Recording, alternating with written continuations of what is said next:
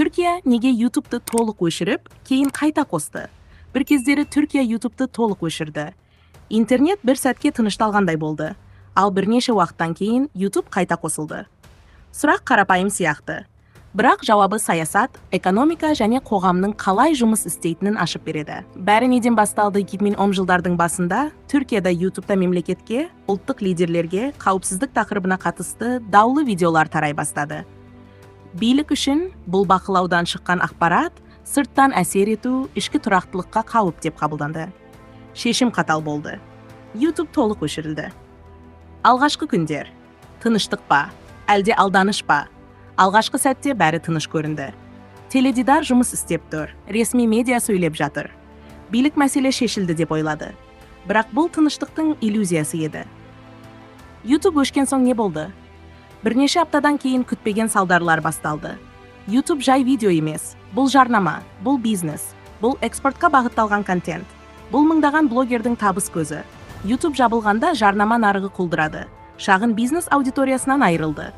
Цифрлық табыс күрт төмендеді. Халық YouTube'тан кетпеді, YouTube өшті. Бірақ адамдар YouTube'ты тастаған жоқ. VPN қолданды, айналып өтудің жолын тапты, платформа жабылды, бірақ бақылау жоғалды. Ақпарат бақылаудан шықты, YouTube болмағанда адамдар Telegramға кетті. Бейресми платформалар көбейді, фейк пен қауесет артты. YouTube кемшілігі бар платформа. Бірақ онда алгоритм бар, шағым бар, сүзгі бар. Ол кеткенде ақпараттық хаос басталды. Халықаралық қысым қалай басталды? YouTube Google компаниясының өнімі. YouTube жабылғанда халықаралық медиа шулады. Инвесторлар күмәнданды. Түркияның имиджі нашарлады. Еуропада бұл елде цифрлық еркіндік тұрақсыз деген пікір қалыптасты. Бұл ұзақ мерзімді қауіпті сигнал еді. Билік нені түсінді? YouTube'ды жабу мәселені шешпейді. Қоғамды тыныштандырмайды, экономиканы әсер етеді. Ақпаратты басқаруды қиындатады. Ең бастысы, билік бақылауды жоғалтады.